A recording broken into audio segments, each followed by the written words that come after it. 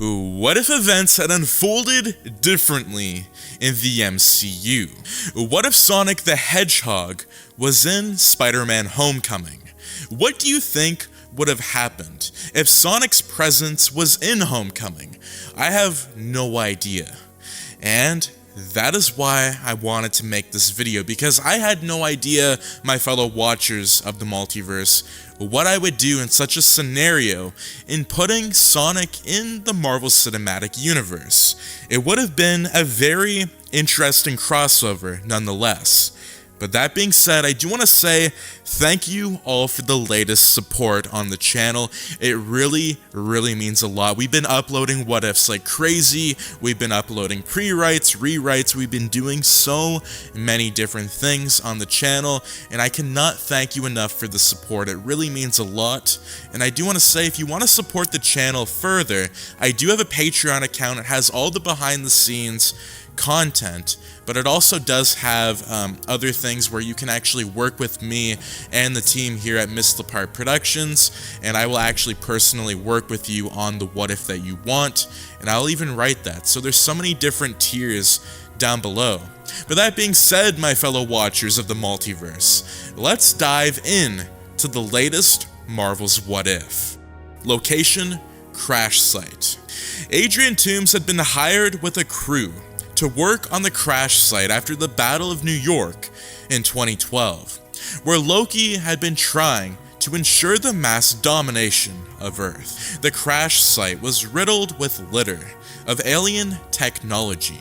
Adrian, eager to clean the site due to the fact that he would sell these technologies to people who were willing to buy. Their clearing operation was interrupted by the Department of Damage Control, who had been informed by Tony Stark that the alien technology at the crash was dangerous and could become a weapon of mass destruction if it fell into the wrong hands. Aggravated, Adrian tried to reason with them based on the fact that he had hired his crew and some equipment to aid in the process, and he was yet to pay them. The Department of Head was eminent and asked Adrian to report his grievances to her superior. When he found out that the superior was Tony Stark, it angered him more. He was one of the persons that had caused the mess and had left it for 5 years, but when other people tried to benefit from the mess, he stopped them.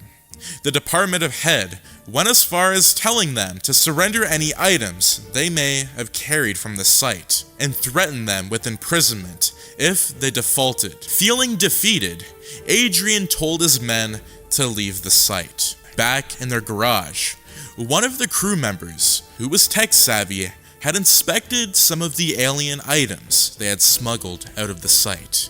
He had harnessed the power from the equipment to construct other items, but he noted that it was not running at optimal quality, due to the fact that the alien substance read their DNAs, and since it was not up to the required match, it undelivered. He told Adrian about the fact that the substance was good, and they could use it to make other things to sell. This was after they had discovered a large piece of the alien debris in their truck, which they were yet to return. The crew members noted that insomuch as the alien substance was good, and that it would not work as perfectly as they wanted it to, due to the DNA mismatch. Adrian asked them if there was a way to re-engineer the DNA. The crew member, who had been conducting research for a long time about certain creatures, lightened up, and told Adrian that there was a way, but it would be difficult. Adrian, fully interested, asked for further explanations.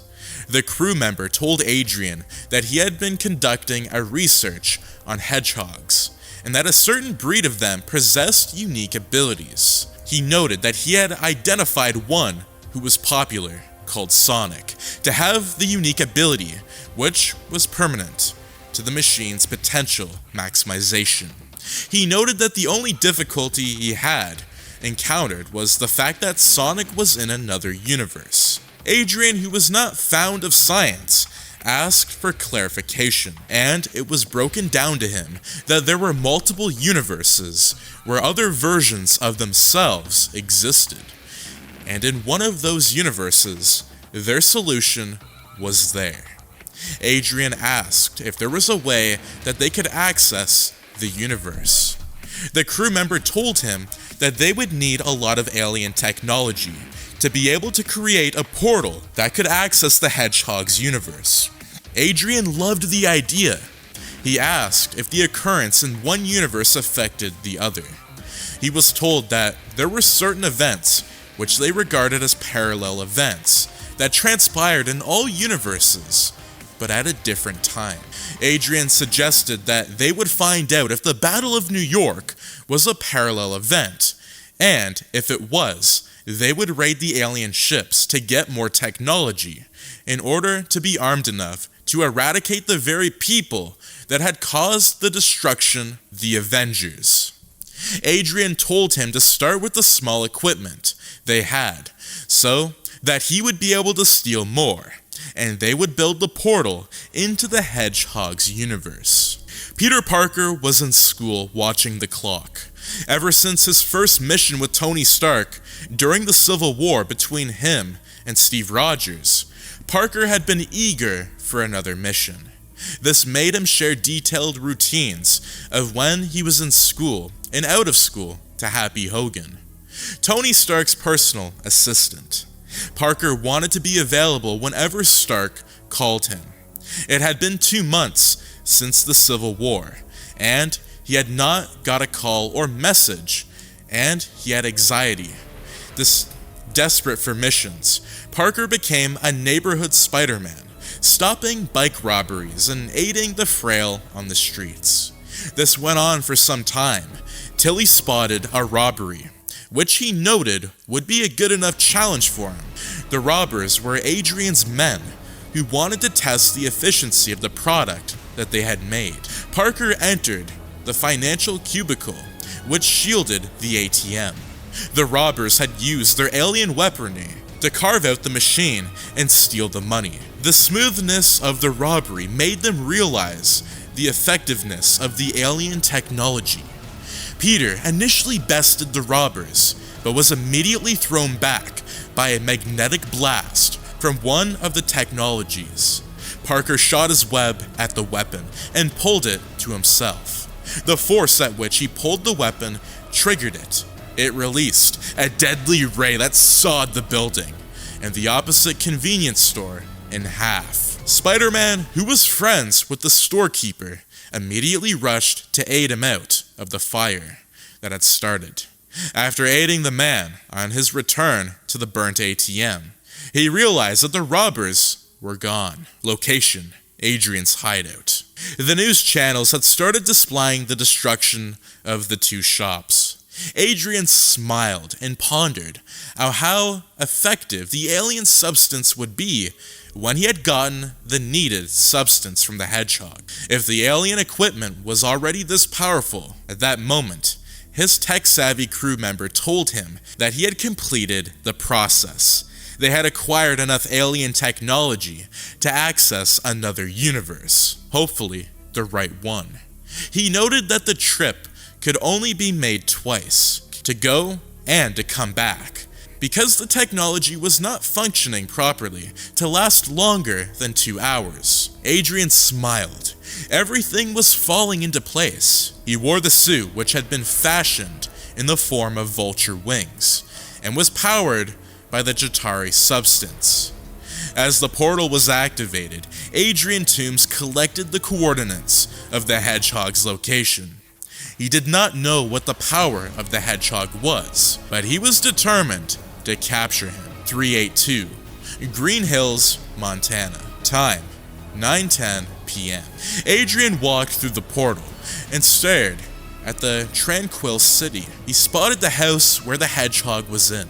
He didn't want to waste time. He wanted a smooth operation, in case the Hedgehog's ability was something he could not contain. He peeped through the window and saw the blue Hedgehog on the couch, with 2 other people beside him, a man and a woman. He wondered how he was going to accomplish this quietly. He looked at his timer. He had spent 30 minutes already.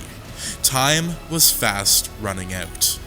Adrian knew if he continued to ponder on how he would capture the Hedgehog, the portal would close and leave him trapped. Adrian decided that he would evade the premises. He whirled his wings and broke through the door, startling the group. Sonic immediately ran towards him, folded into a ball and slammed into him, knocking the breath out of the Vulture. Adrian realized that it would be a bit difficult to capture a speedster. He had to think of something else, quickly. Adrian began to shoot at Sonic as he breezed around the parlor, while his guardians hid behind the sofa. Sonic noted that the random shots could severely injure his guardians. He ran out of the house. Adrian thought smart. He knew he would only waste his time chasing the creature. He decided that he would make the creature come to him. He placed his sharpened wings against the throats of the guardians. Tom and Maddie captured them and walked towards the portal, regardless of their struggle. He saw Sonic at the extreme end of the street and shouted that he could run but not hide before he stepped through the portal with his guardians. Before the portal closed, Adrian did not miss the blue blur as Sonic ran to catch him. He was not fast enough. Back in his hideout, Adrian ordered that Tom and Maddie be kept in a confinement so that they would not escape.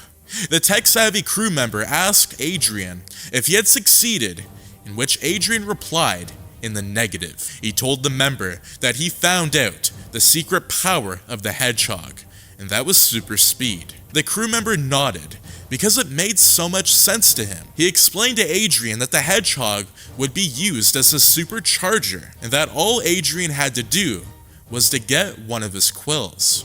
Adrian told them that he had captured his friends, which would lure Sonic to their universe in an attempt to find them. As Adrian took off the wings, a blue quill fell out. Sonic had been inadvertently stabbed with a spike when he had hit him. The tech-savvy member noticed this and stared in surprise. He picked it up and told Adrian that it was all he needed for the alien equipment to function in optimal quality. Adrian Toomes laughed because he felt that the odds were in his favor. Everything was falling into place. Location: Earth 382, Green Hills, Montana. Sonic did not understand what had happened, where the abductor had emerged from, and where he took his guardians to, but he was sure enough that something was not right.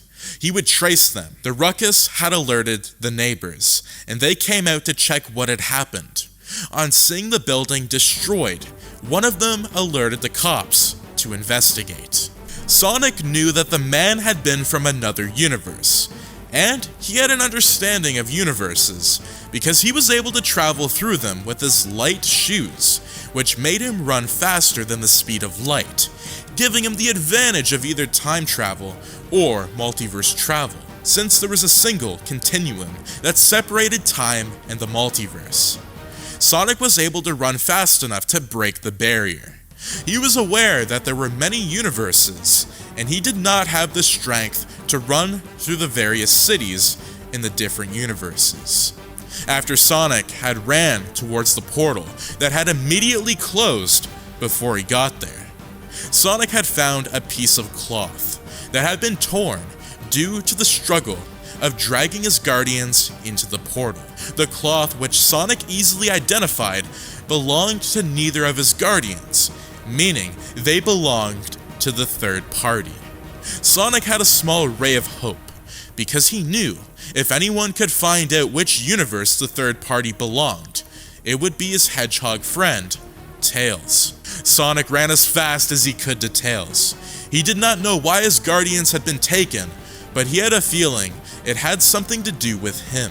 Sonic reached Tails, who was already in his laboratory. Sonic quickly explained to his friend what had transpired, and how his guardians had been captured. He presented the cloth to Tails, and asked if it were possible to locate the universe of a person from their clothing. Tails told him that it was possible because each universe had its distant conditions. A certain spike in weather condition, or the chemicals that were particular to the universe, and these various factors inadvertently attached to each person. He explained further that all he had to do was to test the cloth for certain elements, and whichever it would peak, they simply had to check which universe that they were in. Tails quickly submerged the cloth into a solution and began to whirl it. In a matter of minutes, the color of the solution changed to blue sky. Tails knew what it meant because he had encountered this particular solution so many times. Tails told Sonic that the strange man was from Earth 616 because their Earth consisted of approximately 71% nitrogen. Sonic laughed, hugged Tails, and was about to leave when Tails asked if he needed assistance. Sonic answered negatively and dashed back home to wear his light shoes. He knew his destination, and arriving in Earth 616 would not be difficult. After Sonic had worn his light shoes and had taken the house phone, he ran to the airport because he needed the distance. Standing at the opposite end, Sonic took off. Electricity cracked through him as he broke the light barrier. Sonic repeated his destination like a mantra, and a portal materialized. He ran through it. Earth 616, Africa, Nigeria, 6 a.m. Sonic emerged from the portal in an early morning market, crowded with people. When people noticed him, they screamed and picked up sticks. Sonic ran. He knew he had forgotten to get the exact location of where the man was. He decided that even if it meant running through the entire Earth, he would find him. Location: Atlanta. Adrian identified that Spider-Man was becoming an issue. He was everywhere he went, and he was starting to become annoying. He had intercepted his product exchange on a ferry. Adrian knew that he had to keep the multiverse travel a top secret thing from even his family till it was complete. He knew he had to keep it from Spider-Man too, and decided he was going to distract him with other missions and leak information to him so that he would think that he was stopping their plan. The plan for the multiverse travel was moving faster than expected. Truly, like his teammate had said, the alien devices were underperforming. After he had powered the devices with both the quill and the alien material, the result had been triple times the initial performance. The Vulture was told that the portals to access the various universes would be ready in days' time. Adrian felt he had to give Spider-Man something to make it seem like he had died. When he found out about the fact that Tony Stark was relocating the alien devices, he knew he had found the perfect plan. He was going to send a drone version of himself to infiltrate the plane, which he was very sure Spider-Man would get wind of and try to stop him. He had no plans of taking the alien materials, but if the drone successfully returned with it, then it would be a bonus to them. His crew had perfected the drone to look like him and speak like him. Only he and his crew would be able to tell the difference. His plan was meant to take place on the night of his daughter's prom.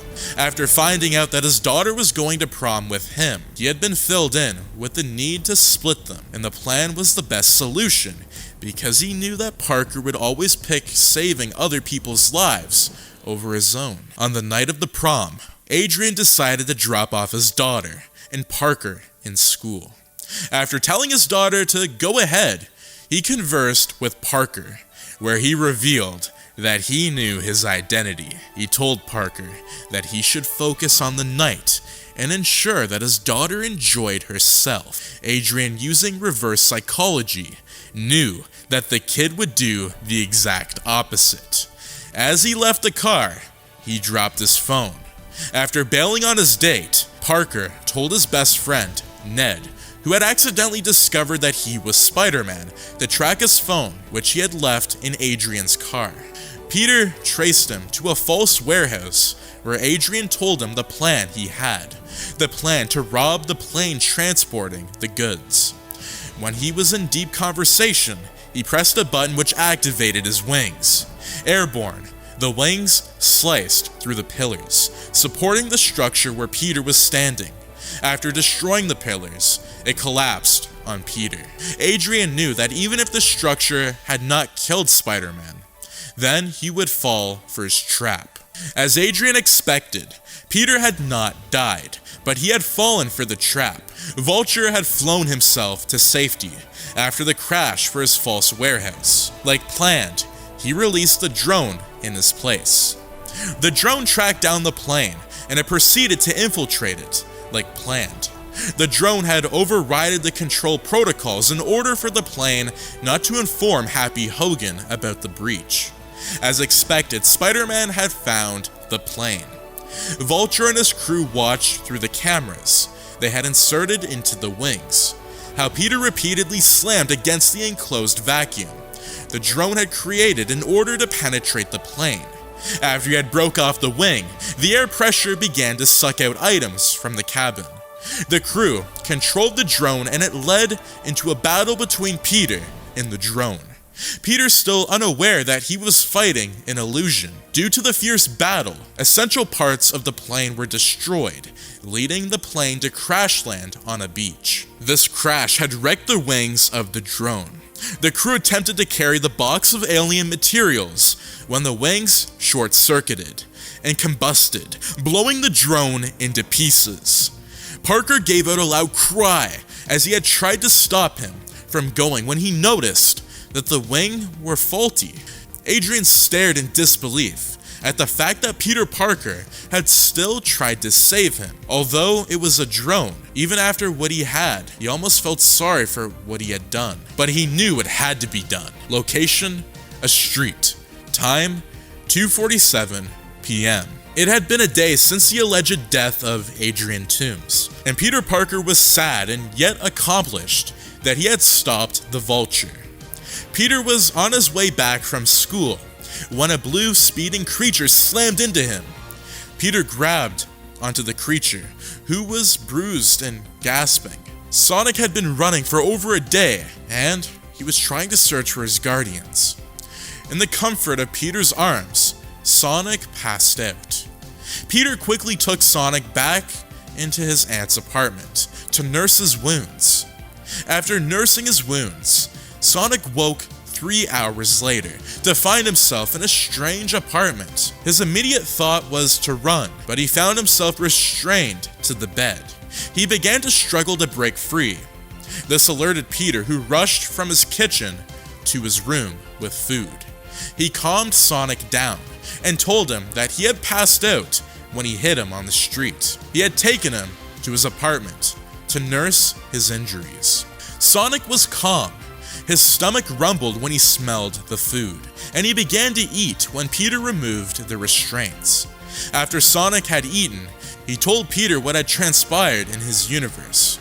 Peter identified that it was the Vulture who had kidnapped his guardians. Peter told Sonic that he was in the right place, but the Vulture had died a day ago. Sonic was unconvinced. He told Peter that he knew his guardians were alive because they had somehow contacted him 5 hours ago, and told him that the person that had kidnapped them had transported them to another facility, which gave them the opportunity to steal a phone to contact him, hoping that he was alive. Peter was confused but not surprised. He suspected that something was off after the death of Adrian Toomes. He told Sonic that he would aid him to ensure that his guardians were returned. Peter told Sonic that they would go that night, and Sonic should get enough rest, since he had been running for days. Adrian stepped out of the portal again victorious. He raided 9 of the universes and looted the alien materials, which they had quickly sold off in the black market. They were rich. The sacrifice Adrian had to make for his life was the fact that he would never see his family again. Adrian Toomes knew that it was too risky to be in the same universe as his family, who thought that he was dead. When he raided the universes, he searched to ensure it was convenient for his relocation. Vulture found the perfect universe but wanted to raid the other universes, amass wealth, and completely relocate. The weapons, which had been fashioned by the Quill, and the alien devices were extraordinary and aided in his vision. In these 9 universes, Adrian had succeeded in killing Tony in each of them. He was going to save Earth 616 Tony for the last. Location: Aunt May's apartment. Time: 7:39 p.m. It was time. Spider-Man had traced the location of the Guardians to a secret hideout. He was sure he would find the Vulture there too. Peter had armed himself with the suit Tony Stark had returned to him. After relaying the coordinates to Sonic, Sonic sped off, planning to meet him there. When Peter arrived, he saw Sonic had been watching patiently. Sonic told him that he had ran around and spotted where his Guardians were secured, but he couldn't access it. He said that he had not seen him and returned. He also told Peter that he had spotted Adrian Toomes going into a portal and re-emerging with glowing scraps. Spider-Man immediately realized that the Vulture had somehow managed to travel the multiverse to steal the alien materials from other universes. Spider-Man noted that the alien substance, when he had investigated it, was not strong enough to power portals for regular visits, that 1,000 of them could only power 2 trips. It dawned on Sonic why his Guardians had been captured.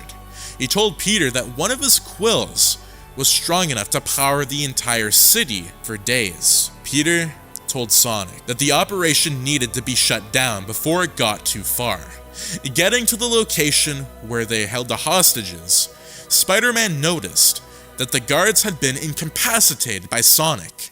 He noticed that the cubicle which they were kept in was protected by a field generated by the alien device and Sonic's quills. Peter told Sonic that he needed to run fast enough to generate a charge double times what the field was emitting. Sonic smiled and knew it would be easier using his light shoes. Sonic successfully broke through the barrier after he had found Peter's plan. After they had reunited, Sonic told his Guardians that he needed to stop the abductor from causing more havoc. Spider-Man and Sonic easily invaded the warehouse and incapacitated all the guards.